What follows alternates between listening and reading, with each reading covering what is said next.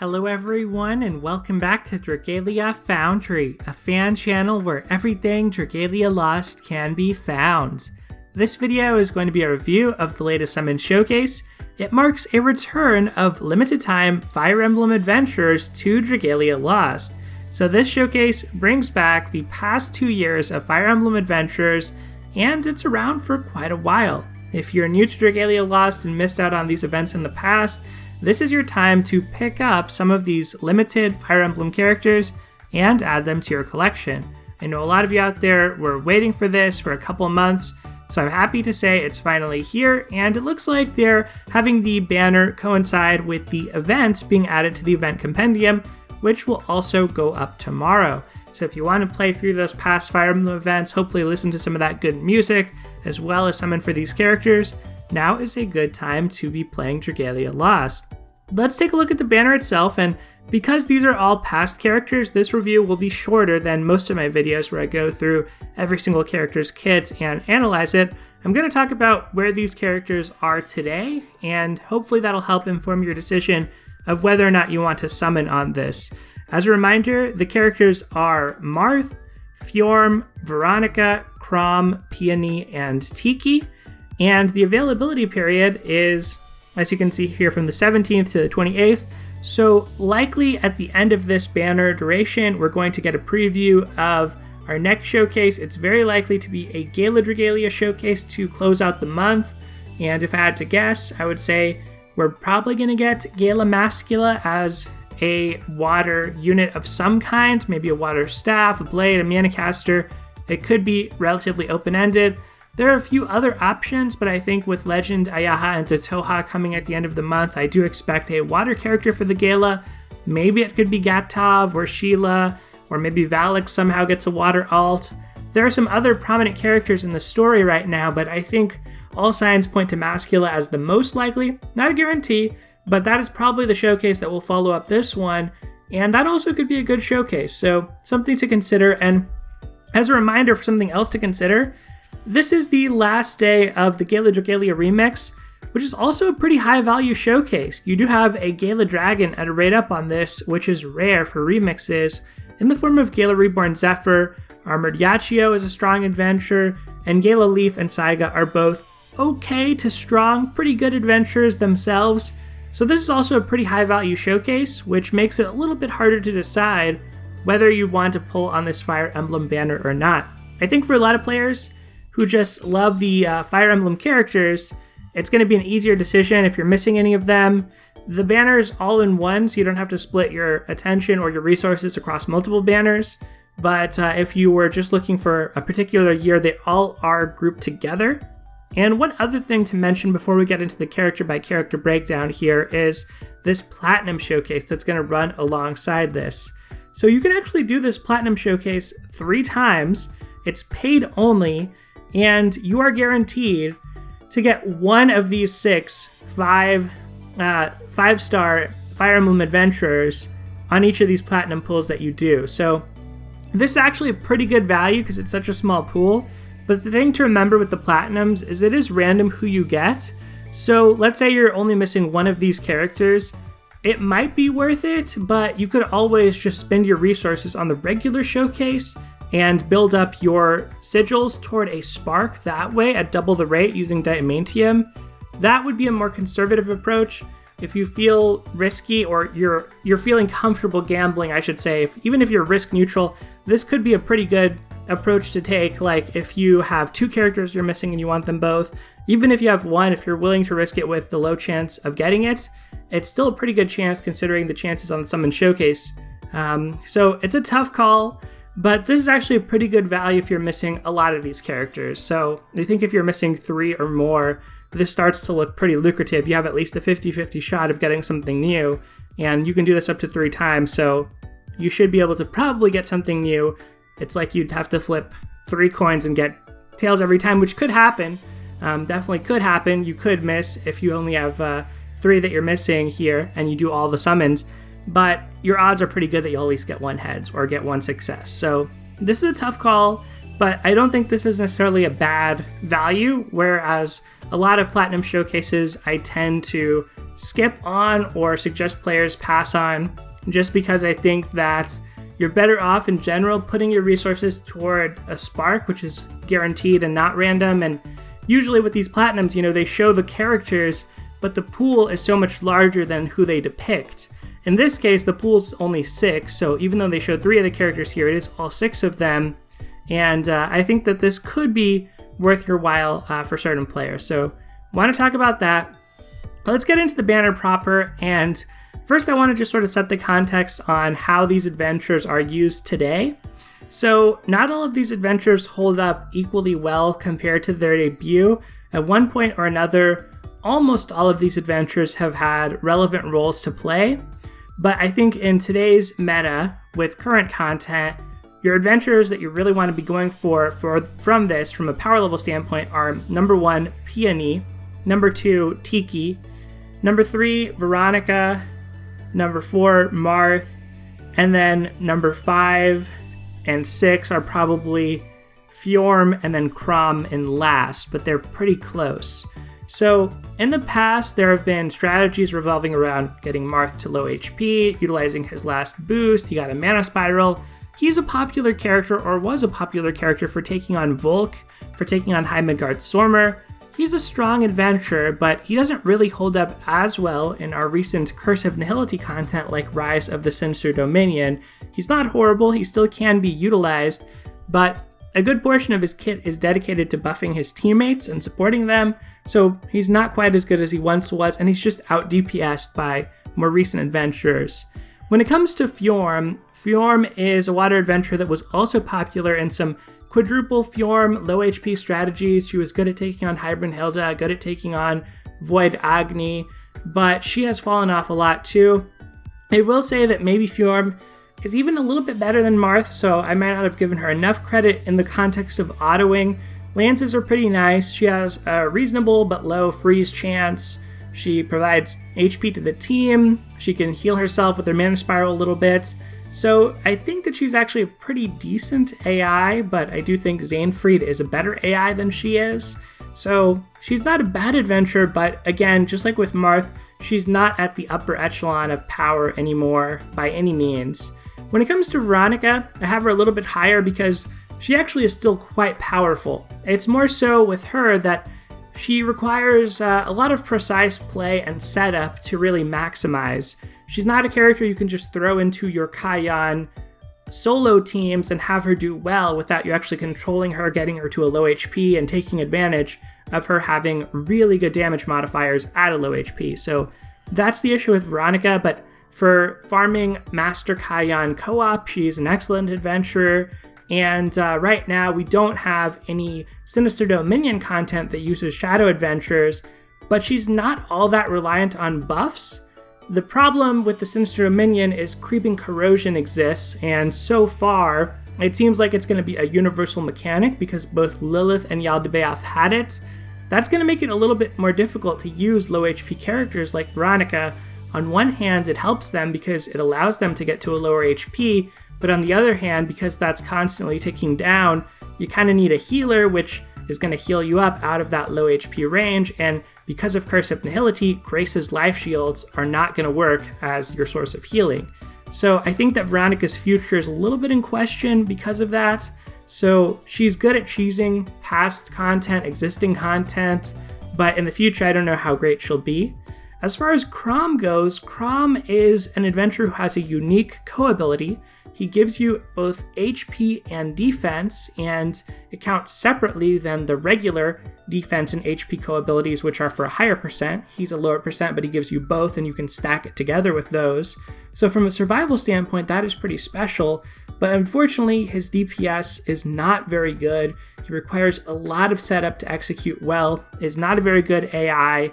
He's not great against Yaldabaoth or Volk in solo play, and if you're using him in co-op, you really need to be with a coordinated group to maximize his potential.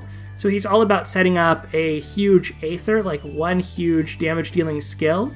It's just that a lot of content doesn't really allow that to shine. Like Yaldabaoth, you have to have enough firepower to deal with lots of small enemies, and you're not even guaranteed that the boss will be attackable at the point where you have your Aether set up. And against Volk, Likewise, you can do a little bit more to bog him with the plague mechanic and so on, but I think that there's just better DPS adventurers, and Chrom's survival co-ability is not as good as it once may have been, in the sense that a lot of things are autoable, but you're not like taking a survival co-ability to an off-element auto or something. Like you can't afford to fit in a Chrom just randomly into your teams, and he's not particularly good at Volk or Yaldabaoth autos, so in his own element he doesn't shine that well, and in co-op it's rare to use survival co-abilities, and increasingly because of elemental restrictions, you wouldn't even be able to use him if you wanted to. So in certain co-op content, like let's say Legend Ciela, you're doing co-op, you're running a ranged character, you want a little bit of extra survival. I don't necessarily recommend this, but you throw on Chrom, well, it's not possible because of Ciela's elemental restriction.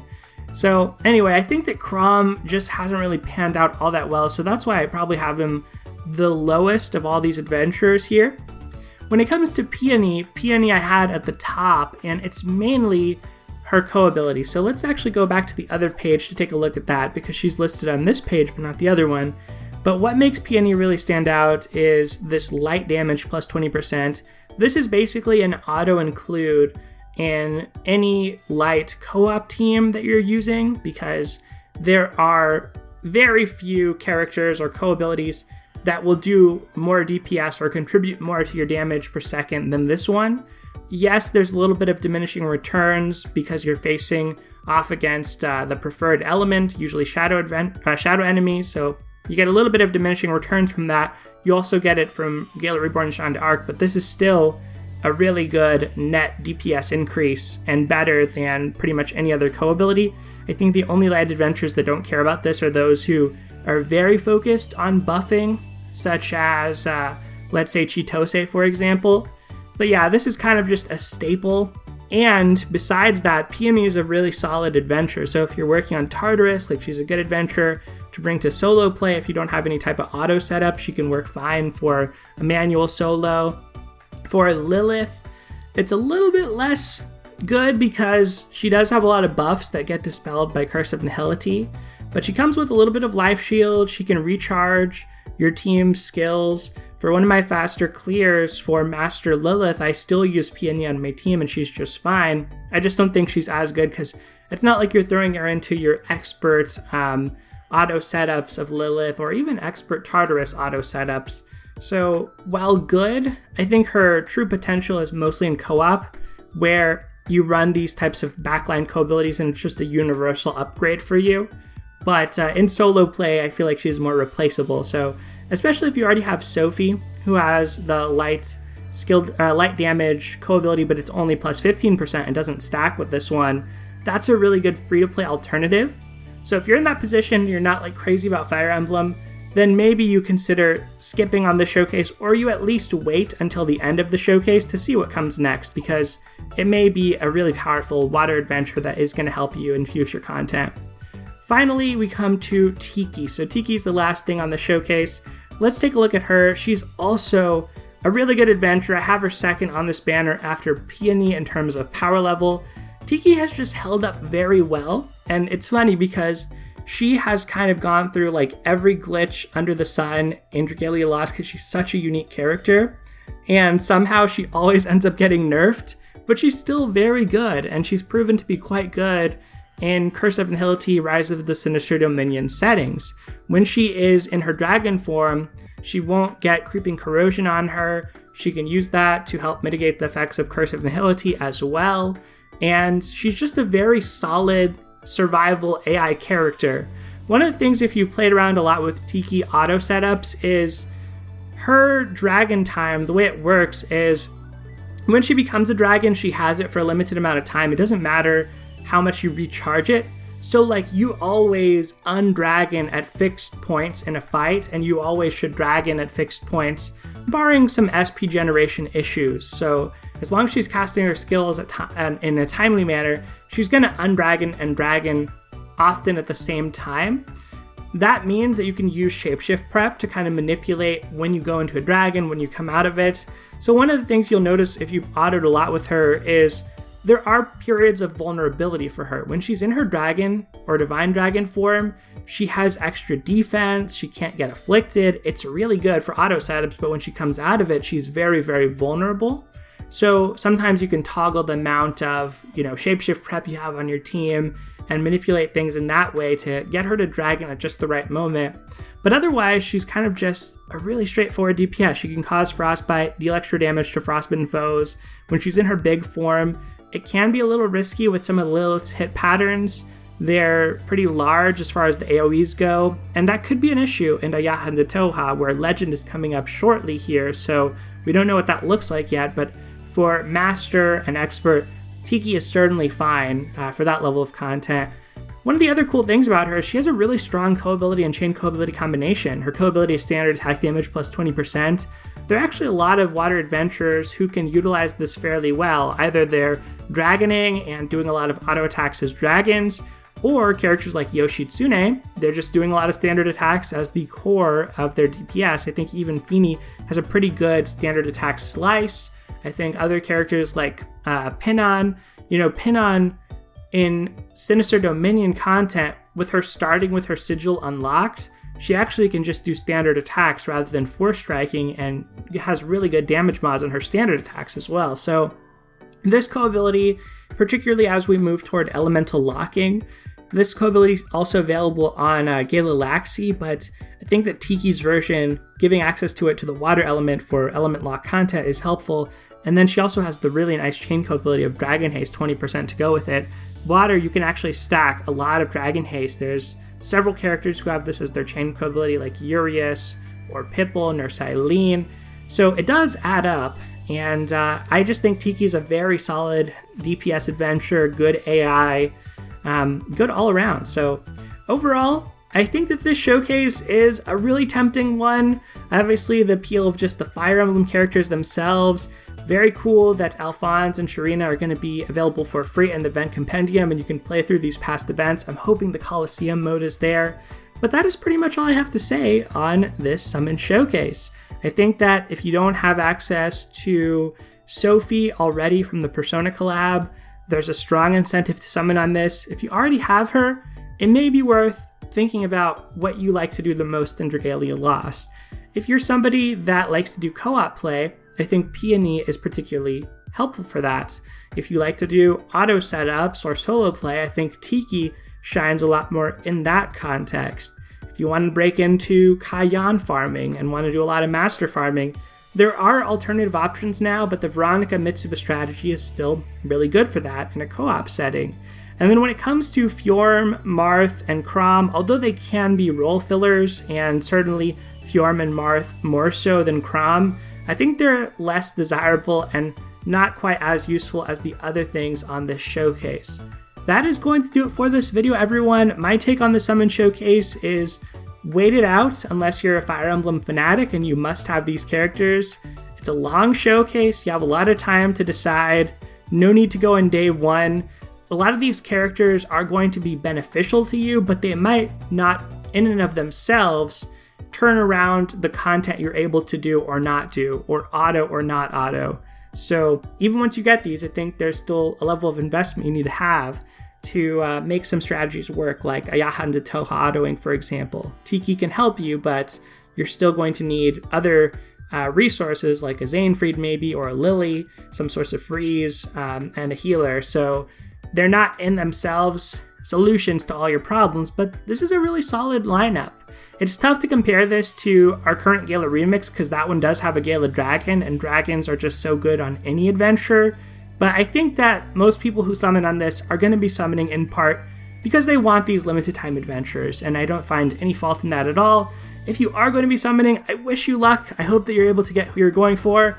But that is going to do it for today, everyone. So thank you as always for watching. Take care, and I'll see you next time.